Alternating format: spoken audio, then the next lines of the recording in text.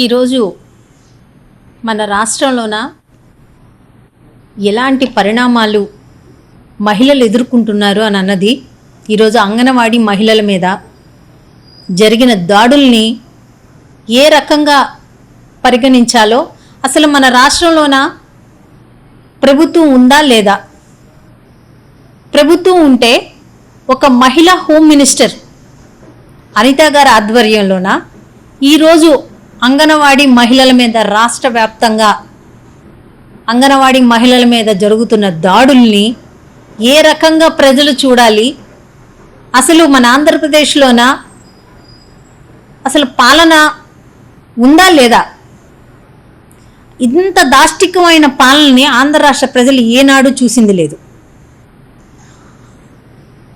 ఎలక్షన్స్లోన అంగన్వాడీ ఎవరైతే మహిళలు ఉన్నారో ఆ అంగన్వాడీ ఉద్యోగులకి మేము వచ్చిన తర్వాత, కూటమి వచ్చిన తర్వాత, టీడీపీ పార్టీ మళ్ళీ ఆధిక్యంలోకి వచ్చిన తర్వాత మీకు జీతాలు పెంచుతాము అని చెప్పిన వ్యక్తి చంద్రబాబు నాయుడు గారు. అవునా కాదా? మీరు చెప్పారా లేదా?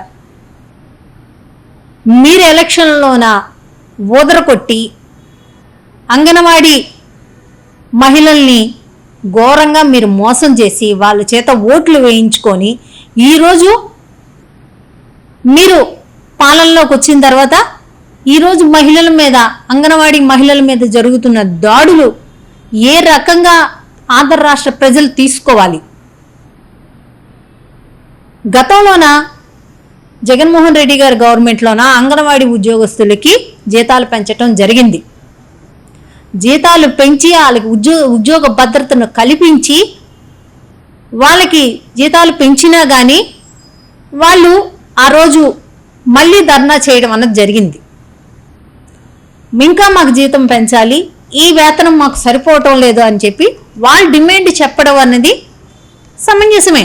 వాళ్ళ డిమాండ్ వాళ్ళు చెప్తారు.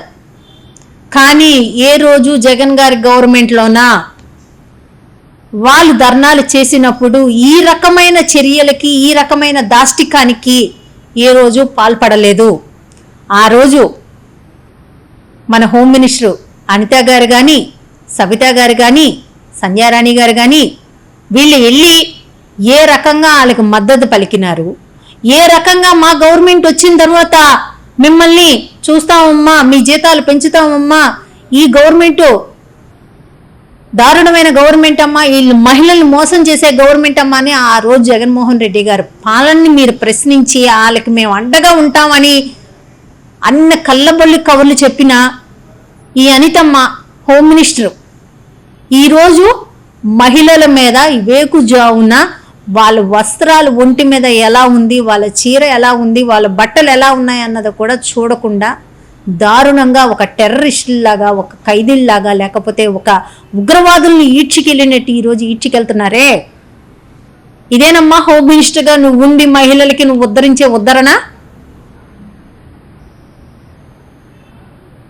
వాళ్ళకి కూర్చొని వాళ్ళు మాకు వేతనము పెంచాలి, రోజు రోజుకి చూస్తుంటే అన్ని ఖర్చులు పెరిగిపోతున్నాయి, బాదుడే బాదుడు, బాదుడే బాదుడు అని చెప్పుకొని తిరిగినారు. నూనె అంత పెరిగింది, పప్పు ఇంత పెరిగింది, కరెంట్ ఇంత పెరిగింది అని చెప్పి జగన్మోహన్ రెడ్డి గారు 5 ఏళ్ల గవర్నమెంట్లో నానా యాగీ చేశారు. ఈరోజు కరెంటు ఛార్జీలు పెంచుతున్నారు, నిత్యావసర ధరలు పెరిగిపోతున్నాయి, ప్రతిదీ పెరిగిపోతుంది. రైతులకు ఎక్కడా న్యాయం జరగటం లేదు. ఇన్ని ఖర్చులు పెరుగుతున్నాయి, మా వేతనం మాకు సరిపోవటం లేదు అని చెప్పి ఆ అంగన్వాడీ వాళ్ళు ఈరోజు వాళ్ళు ధర్నా చేసుకుంటే వాళ్ళకి కరెంట్ కట్ చేశారు. కరెంట్ కట్ చేస్తే వాళ్ళు ఏదో జనరేటర్లు తెచ్చి పెట్టుకొని ఆ జనరేటర్లు వెలుగులో ఉన్న లైట్లు పెట్టుకొని వాళ్ళు ధర్నా చేసుకుంటూ వాళ్ళు పడుకొని ఉంటే వేకుజావున లైట్లు కట్ చేసి చీకట్లోన వాళ్ళని ఉగ్రవాదులను ఈడ్చినట్టు, లేకపోతే ఏదో మనము ఏదో తాలిబాన్ దేశంలో ఉంటున్నట్టు, ఇదేం ఆంధ్ర రాష్ట్రంలో ఉన్నట్టు లేదు. ఆ రకంగా ఆ మహిళల్ని హింస పెట్టి మీరు తీసుకెళ్లారు, ఎక్కడికి తీసుకెళ్లారో కూడా తెలియదు. ఈరోజు 3 మినిస్టర్లు, మహిళా మినిస్టర్లు ఏం చేస్తున్నారా, ఇంత మహిళల మీద, అంగన్వాడీ మహిళల మీద ఇంత దాడులు జరుగుతుంటే వీళ్ళు ఏం చేస్తున్నారు అని అంటే వీళ్ళు కుర్చీలాట, క్రికెట్లు, లేకపోతే వాలీబాళ్ళు ఇవి ఆడుకుంటున్నారు. ప్రజాపాలన పూర్తిగా గాలికి వదిలేసి వీళ్ళు ఏం చేస్తున్నారయ్యా అని అంటే వీళ్ళు స్పోర్ట్స్ ఆడుతున్నారు. మంచిదే, ఆడండి. ఎంతమందికి ఒలింపిక్స్కి సెలెక్ట్ అవుతారో మేము చూస్తాం. ఎంతమంది ఒలింపిక్స్కి వెళ్ళిపోయి ఎంతమంది ఒలింపిక్స్కి వెళ్ళి భారతదేశానికి ఎన్ని అవార్డులు రివార్డులు తెస్తారో చూస్తాం. కానీ మిమ్మల్ని ఎన్నుకున్నది ప్రజాపాలన చేయడానికి, ప్రజల్ని సురక్షితంగా ఉంచుతారన్న ఒక ఉద్దేశంతో మీకు 163 మందిని ఈరోజు ఆంధ్ర రాష్ట్రంలోని ఇచ్చారు. పాలన చేయమని ఇచ్చారు, ప్రజలకు భద్రత కల్పించమని ఇచ్చారు, మహిళలకు భద్రత కల్పించమని ఇచ్చారు. కానీ ఈరోజు మహిళల్ని మీరు ఎంత దారుణంగా మోసం చేస్తున్నారు. మిమ్మల్ని అడిగారా అంగన్వాడీ టీచర్లు మాకు జీతాలు పెంచండి అని? మీరే కదా చెప్పారు మేము జీతాలు పెంచుతామని. చెప్పిన మీరు ఈరోజు ఏం చేస్తున్నారు? మీరే చెప్పారు వాళ్ళకి మేము జీతాలు పెంచుతాము అని. ఆ రోజు జగన్మోహన్ రెడ్డి గారు గవర్నమెంట్లో జగన్మోహన్ రెడ్డి గారు పెంచినా కానీ వాళ్ళు ఇంకా మా వేతనం సరిపోవట్లేదు మాకు పెంచండి అని అంటే నెక్స్ట్ గవర్నమెంట్ వస్తే ఖచ్చితంగా నేను పెంచుతానమ్మా అని చెప్పి వాగ్దానం చేశారు జగన్ గారు. అదే వాగ్దానాన్ని ఆయన కానీ వచ్చుంటే నిలబెట్టుకునేవారు, ఖచ్చితంగా నిలబెట్టుకునేవారు. ఎందుకంటే కరోనా లాంటి మహమ్మారి వచ్చిన తర్వాత కూడా ఎక్కడ ఒక్క సంక్షేమ పథకానికి కానీ ఎక్కడ ఎవరికి ఎలాంటి నిర్లక్ష్యం జరగకుండా రాష్ట్రంలో ఉన్న పాలన అన్నది కొనసాగించిన వ్యక్తి జగన్మోహన్ రెడ్డి గారు. అలవకాని హామీలను ఇవ్వకూడదు, నేను అలాంటి అబద్ధపు మాటలు చెప్పను, నేను అలాంటి అబద్ధపు వాగ్దానాలు చెయ్యను అని చెప్పి ఆయన ఎక్కడ అబద్ధపు వాగ్దానాలు ఇవ్వలా. మీరు ఇచ్చారు, మీరు ఓదరగొట్టుకున్నారు. మీరు రాష్ట్రం మొత్తం మేము పెంచుతాము, మేము ఇస్తాము, అంగన్వాడీలను మేము ఉద్ధరిస్తామని చెప్పి మీ నోటితో మీరే చెప్పారు. చెప్పి ఈరోజు అంగన్వాడీల పరిస్థితి ఏంటి? ఏమి మినిస్టర్లకు ఎవరికి ఖాళీ లేదా? అందరూ ఒలింపిక్స్గా పోటీలుగా తయారవుతున్నారా? ఒక్కరు పిలిచి వాళ్ళతోటి మాట్లాడలేరా? అంటే ఎక్కడ మాట్లాడాల్సి వస్తే ఎక్కడ వాళ్ళ డిమాండ్స్ వినాల్సి వస్తుంది, వాళ్ళకి ఎక్కడ న్యాయం చేయాల్సి వస్తుంది అన్న ఒక్క ఉద్దేశంతో అతి దారుణంగా పోలీసులను పంపించి రెడ్ బుక్ రాజ్యాంగాన్ని అమలు చేసి మీరోజు ఆడవాళ్ళని అంత దారుణంగా ఈడ్చుకెళ్తారా? అది లైట్లు ఆపేసి ఆ చిమ్మ చీకటిలోన వాళ్ళ మీద ఎలాంటి అఘాయిత్యాలు చేశారో, ఎలాంటి దారుణంగా వాళ్ళని ట్రీట్ చేసి కనీసం వాష్రూమ్లకి వెళ్తామన్నా కానీ వాళ్ళకి పర్మిషన్ ఇవ్వకుండా ఆ రకమైన హింసను మీరు గురి చేశారే. ఆంధ్ర రాష్ట్రంలో ప్రతి ఒక్క మహిళ దీన్ని గమనిస్తున్నారు. మీరు మహిళలకి సంక్షేమ పథకాల్లో ఏ రకంగా మీరు ఇచ్చిన వాగ్దానాలను, ఏ రకంగా మహిళల్ని మోసం చేశారో ప్రతి ఒక్క మహిళకి ఆంధ్ర రాష్ట్రంలో ఈరోజు తెలుసు. ఈరోజు ఉద్యోగస్తుల మీద కానీ కార్మికుల మీద కానీ మీకు ఎలాంటి శ్రద్ధ ఉంది, మీరు ఎలాంటి వాగ్దానాలు ఇచ్చి ఈరోజు మీరు గవర్నమెంట్లోకి వచ్చారు, ఈరోజు మీరు ఎలాంటి పాలన చేస్తున్నారు, మీరెంత దుర్మార్గంగా వాళ్ళ మీద మీరు చర్యలు తీసుకుంటున్నారు, మీ వ్యవహార శైలి ఎలా ఉన్నదన్నది ఆంధ్ర రాష్ట్ర ప్రజలు చూస్తున్నారు.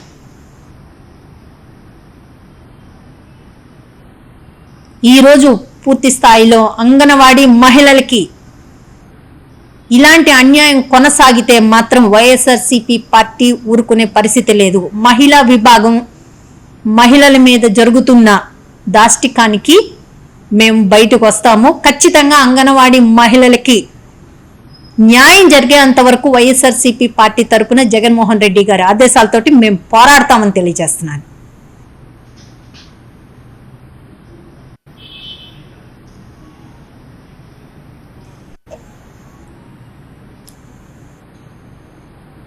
ఈరోజు మన తిరుమల తిరుపతి దేవస్థానం ప్రతిష్టని దెబ్బతీసే విధంగా ఈరోజు ఆంధ్ర రాష్ట్ర పాలన అన్నది కొనసాగుతుంది.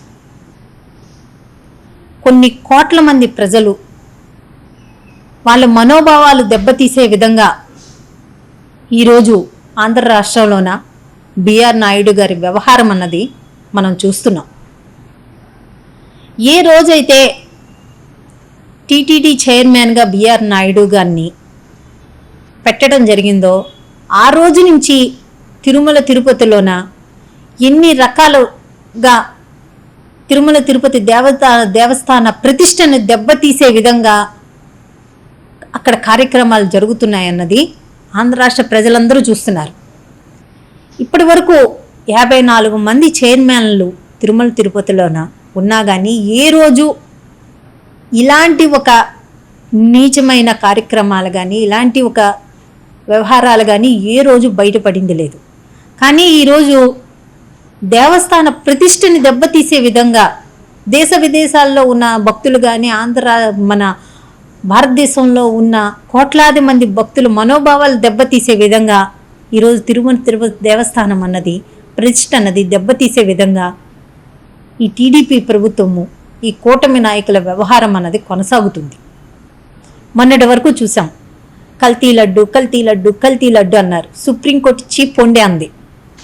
సిబిఐ అందులో ఏమీ లేదు అని నివేదిక ఇచ్చింది. కానీ మేము సొంతగా ఒక కమిటీని వేసుకుంటాం, మేము సొంతగా మా మనుషులను పెట్టుకుంటాం, మేము మా భజన మేము చేసుకుంటాం అన్నారు.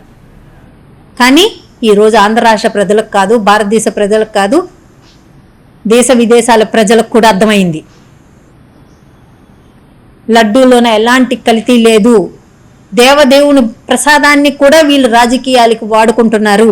ఆ కలియుగ దేవుణ్ణి కూడా వీళ్ళ రాజకీయాలకు ఉపయోగించుకుంటున్నారు. సనాతన ధర్మం అని అదని ఇదని పనికిమాల మాటల బాటు ఓదరగొట్టుకొని 2 యాప్ మండలు ఇస్తే సరిగ్గా సరిపోద్ది. ఆ రకంగా ఊగిపోతున్నారు. సరే, ఊగిపోయి ఏం చేశారు? ఏం నిరూపించుకోగలిగినారు? ఎవరైనా ఒక అభియోగం వస్తే ఆ అభియోగంలోన దాని మీద వచ్చిన నివేదిక వచ్చినంత వరకు ఆగాల. ఆగకుండానే వీళ్ళకి పూనకాలు వచ్చినాయని 2 యాప్ మంటలు పట్టుకొని ఊగిపోయి మెట్లు కడిగేసి ఇప్పుడు ఏం మెట్లు కడుగుతారు? ఇప్పుడు చంద్రబాబు నాయుడు కడుగుతారా? పవన్ కళ్యాణ్ గారు కడుగుతారా? లేకపోతే నాయుడు గారి చేత కడిగిస్తారా? బిఆర్ నాయుడు చేత కడిగిస్తారా? ఎవరు కడుగుతారు? ఇందులేక ఎవరామా? ఎందుకు రాసింది లేక? మీకే రాసింది. ఇందులో కూడా అందులో ఏదో ఏ ఉంది, ఏలోనే ఏదో పెట్టారు. ఆయనే ఒప్పుకున్నారు, బిఆర్ నాయుడు గారు ఒప్పుకున్నారు. నేను చూసాను వీడియో, అందులో ఏం తప్పు ఉంది, ఏం తప్పు లేదని చెప్పి ఆయన చెప్తున్నాడు. తప్పు ఉందో లేదో మీ కుటుంబ సభ్యులను పిలిచి కూర్చోబెట్టండి. మీ కుటుంబ సభ్యులతోటి, మీ ఇంట్లో వాళ్ళతోటి, మీ ఇంట్లో ఉన్న మహిళల చేత కూర్చోబెట్టి అందులో ఏ తప్పు లేదు అని చెప్పించండి సార్. ఇంతకుముందు ఇదే టీటీడీ చైర్మన్గా వైఎస్ఆర్సీపీలో పెడితే రొమాంటిక్ బత్తాయి అని చెప్పి మీ టీవీ ఫైల్లోనే వదరగొట్టారు. అది ఆడియో రిలీజ్కే. సరే, టీటీడీ ప్రతిష్ట ఎక్కడా ఎలాంటి మలినము రాకూడదు అన్న ఒక ఉద్దేశంతో ఆ రోజు ఆ చైర్మన్ని దించడం జరిగింది. మరి ఇప్పుడు వీడియోలే రిలీజ్ అయినాయి కదా, మరి ఎందుకు చర్యలు తీసుకోరు? ఎందుకు ఎలాంటి చర్యలు తీసుకోకుండా ఈరోజు ఇంకా బిఆర్ నాయుడు గారిని కంటిన్యూ చేస్తున్నారు? ఇది మేము చెప్పిన విషయం కాదు, ఇది మేము బయట పెట్టిన విషయం కాదు, మాకు సంబంధం లేదు. ఎవరికి సంబంధం? ఇందులేక అనే ఒక మహిళకి. ఆ మహిళ లేఖ రాసి పంపించిన లేఖలోన ఆమె ఏ రకంగా ఓపోయింది, ఆమె ఏ రకంగా మహిళలంటే ఆయనకి ఎంత చిన్న చూపో, మహిళలు ఏదైనా కష్టం అనుకొని వెళ్తే ఏ రకంగా ఆయన ప్రవర్తిస్తాడో మహిళల పట్ల అన్నది స్పష్టంగా ఇందులేక అన్న ఒక మహిళ సీఎం గారికి కానీ డిప్యూటీ సీఎం గారికి కానీ లేఖలు రాసింది. మరి ఈ సనాతన ధర్మం ఎందుకు నోరిప్పరు? ఈ రెడ్ బుక్ రాజ్యాంగం ఎందుకు నోరిప్పదు? ఈ సకల శాఖల మంత్రి ఎందుకు నోరిప్పడు? చెప్పాలి కదా. మరి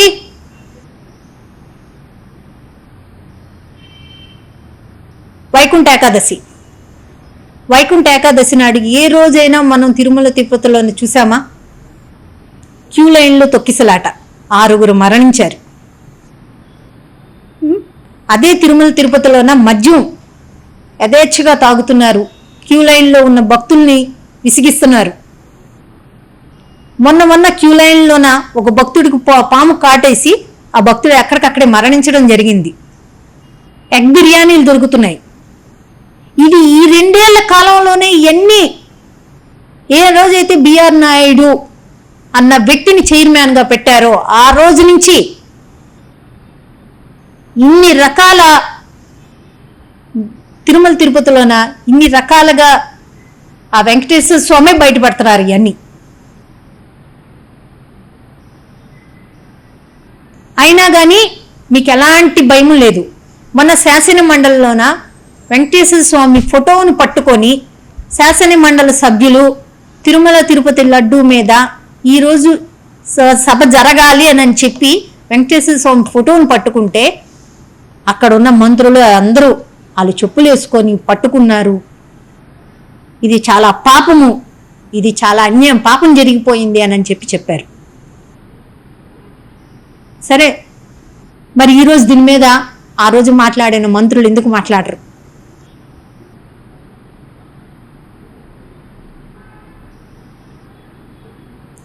జగన్మోహన్ రెడ్డి గారు తిరుమల తిరుపతికి వెళ్తే అప్పుడు మన పవన్ కళ్యాణ్ గారు ఏమన్నారు? డిక్లరేషన్ కావాలన్నారు. దాని మీద ఒక సభ పెట్టారు. డిక్లరేషన్ ఇస్తేనే తిరుమల తిరుపతికి రావాలి అని చెప్పి ఇలాంటి నియమాలు పెట్టారు. మరి ఏదైతే అన్యమత ప్రచారం జరగకూడదు అని చెప్పి గతంలో ఒక జీవోను పంపిస్తే ఆ జీవోను కూడా ఈరోజు క్యాన్సిల్ చేస్తాము అన్న దుష్టులు ఎవరు? దుర్మార్గులు ఎవరు? పాపాత్ములు ఎవరు? మొన్న అసెంబ్లీలో మాట్లాడుతున్నారు. క్రిస్టియన్లు, ముస్లిమ్స్ వాళ్ళ మతం గురించి కానీ వాళ్ళ గురించి కానీ ఏదైనా మాట్లాడితే వాళ్ళు స్వచ్ఛందంగా బయటకు వచ్చి వాళ్ళు వ్యతిరేకిస్తున్నారే, మరి హిందువులు ఎందుకు మాట్లాడరు అని చెప్తున్నారు. మరి ఈ సనాతన ధర్మం హిందూ కాదా? మరి ఈ సనాతన ధర్మం ఈరోజు ఎందుకు మాట్లాడట్లేదు? మరి ఈ సనాతన ధర్మం గారు ఈరోజు మాట్లాడాలి కదా. ఇన్ని రకాలుగా ఈరోజు టీటీడీ ప్రతిష్టను దెబ్బతీసే విధంగా టీటీడీ పాలన అన్నది ఉంది. మీకు బిఆర్ నాయుడు గారంటే భయం ఉన్నా, లేకపోతే బిఆర్ నాయుడు గారంటే అభిమానం ఉన్నా, మీ టీటీడీ చైర్మన్గా తీసేసి మీ టీడీపీ పార్టీకి అధ్యక్షుడిగానో లేకపోతే మీ హెరిటేజ్ కంపెనీకి అధ్యక్షుడిగానో పెట్టుకోండి. అంతేగాని ప్రజల మనోభావాలు దెబ్బతీసే విధంగా ఉంటే ఊరుకునే పరిస్థితే లేదు. గతంలో ఆడియో రిలీజ్కే ఇదే TV5లోన ఏ రకమైన మీరు ఎంత డిబేట్లు పెట్టారో, ఎంత చర్చలు జరిపారో, ఏ రకంగా యాగి చేశారో ఆంధ్ర రాష్ట్ర ప్రజలందరికీ తెలుసు. ఆడియో రిలీజ్కి ఎస్సీ బీసీ నాయకులు మీద ఏదైనా ఇలాంటిది వస్తే ఏ రకంగా డిబేట్లు మీరు పెట్టారో, ఏ రకంగా మీరు చర్చలు జరిపారో ప్రతి ఒక్కరికి తెలుసు. మరి దీని మీద కూడా చర్చలు జరపండి. చర్చలు జరిపి మీరు తక్షణమే ఆయన్ని దింపాల. ఎందుకంటే కరుణాకర్ రెడ్డి గారి మీద ఏ రకమైన వ్యాఖ్యలు చేశారా అన్నది ప్రతి ఒక్కరికి తెలుసు. కరుణాకర్ రెడ్డి గారు మాజీ టీటీడీ చైర్మన్గా నేను ఎలాంటి పాపము చెయ్యలేదు అని చెప్పి కొండ మీదకి దేవస్థానం దగ్గరికి వెళ్ళి, తిరుమల దేవస్థానం దగ్గరికి వెళ్ళి నేను ప్రమాణం చేస్తున్నాను, నాకు ఎలాంటి పాపము తెలియదు, నేను ఎలాంటి పాపము చెయ్యలేదని చెప్పి ప్రమాణం చేశారు. ఈరోజు బిఆర్ నాయుడు గారు కూడా మీకే పాపం తెలియకపోతే కొండ మీదకి వెళ్ళి మీరు కూడా ప్రమాణం చేయండి.